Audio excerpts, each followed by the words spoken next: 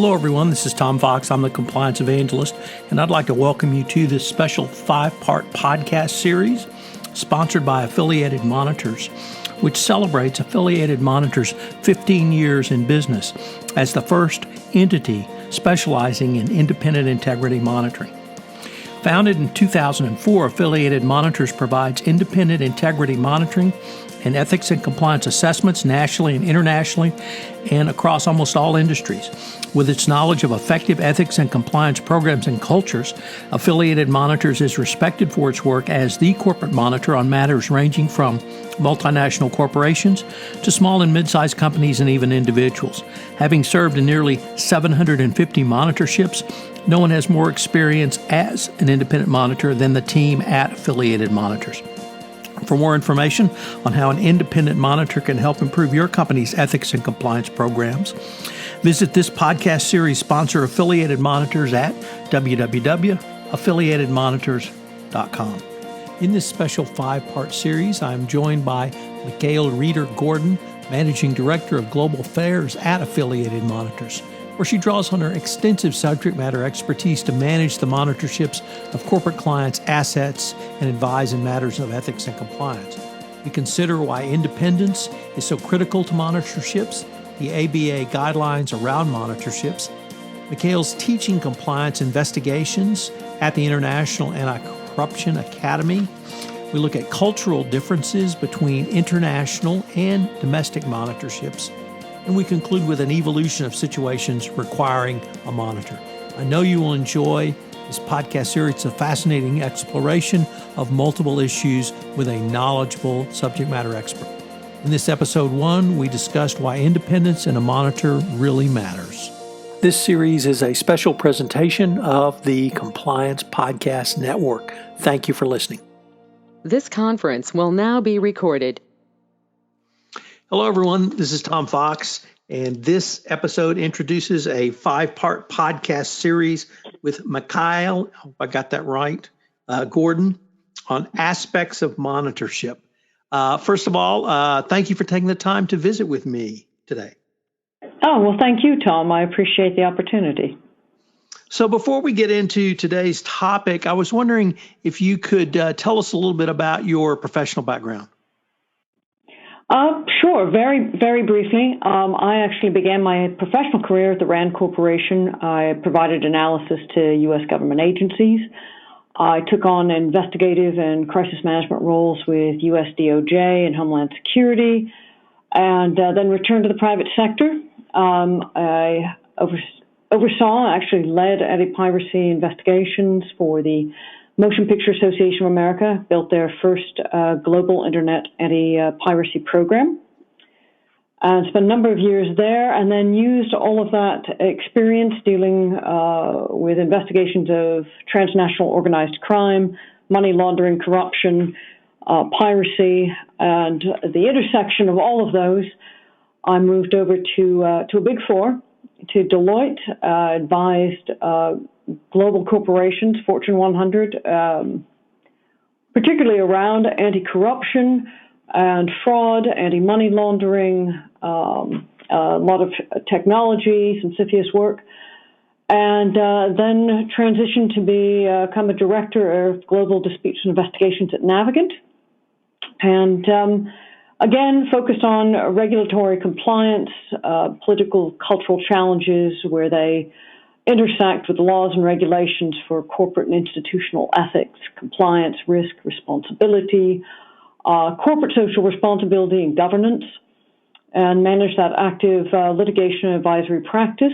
Again, Fortune 500, but also local, state, federal, and municipalities, local federal agencies, and a lot of focus on international law. And then was lured to Affiliated Monitors just a few months ago. Well, we'll talk about you moving over to Affiliated Monitors in a little bit, but I was wondering, one of the themes throughout my podcast series with Affiliated Monitors has been an independent integrity monitors. And I wanted to ask you, from your professional background, why do you feel that independence in a monitor is so critical going forward? Yeah, this is the lawyer in me that's going to come out. I think we've really seen since monitors and the idea of monitorships has grown. I think we've really seen regulators select or allow the selection of monitors where their true independence is perhaps dubious. There's a trend toward hiring former colleagues with their agencies or people they have worked with in the past by regulators. And I think some select believing someone they know may be more sympathetic, whether that is to the enforcement side or the defense side. But selecting monitors who have worked with their former agencies has received some well-documented criticism over the years. There's some accusations of cronyism. But you do have to question how independent that monitor can be. Law firms, even Big Four, and no disrespect to my former firm, but who want to continue to work with a particular sector or industry may not truly bring independence to a monitorship. We're veering into that danger of informal sympathies. Elena Ledneva, with her Encyclopedia of Informality, really helped focus attention on the subtle influences that can remove true impartiality and drift into a form of corruption. And this is not to suggest any monitors are corrupt, but to underscore that, true neutrals are not as easily come by as may be thought. Informality, such as found in so many of our human relationships, former law school classmates, former work colleagues, friendships, even a similar social background can play such a significant role in allowing dispensations to occur, all of which can impact the success of combating noncompliance. Emotion-driven exchanges, including values-based practices of solidarity and belonging, and the ubiquity of these practiced by insiders is not often, I think you could say it's not often visible to anyone outside, and maybe not even consciously understood by those involved themselves. But it can certainly lead to the awarding a monitorship to an individual or firm that's not genuinely independent.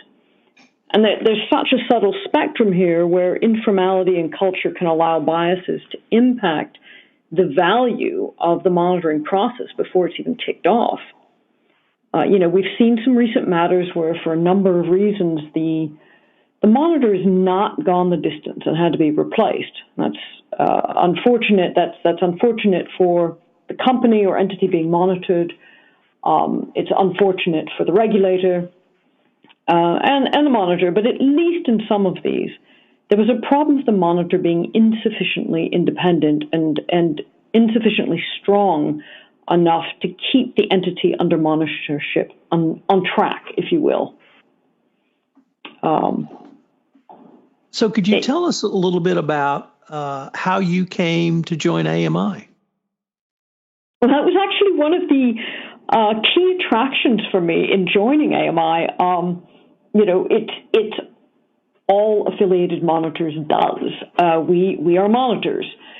We can do it proactively, or we can do it at the appointment of a regulator, but we don't play favorites. We don't set out with an agenda.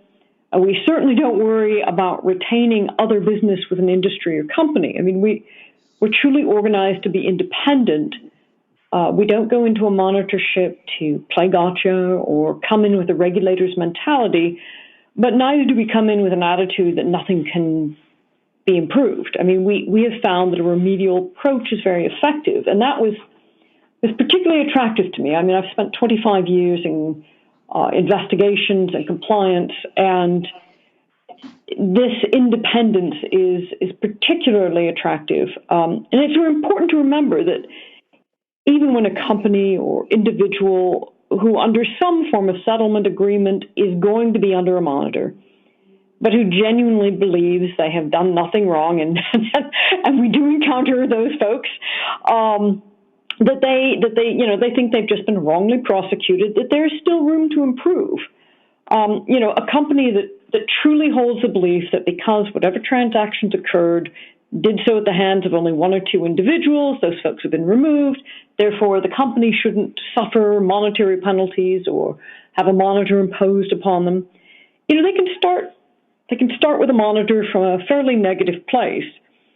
And one of my jobs, one of AMI's jobs when we serve as monitors, it's the importance of helping them get to an understanding that no compliance program is ever complete. There are always improvements to be made. Recognize where changes are occurring, adapt to them.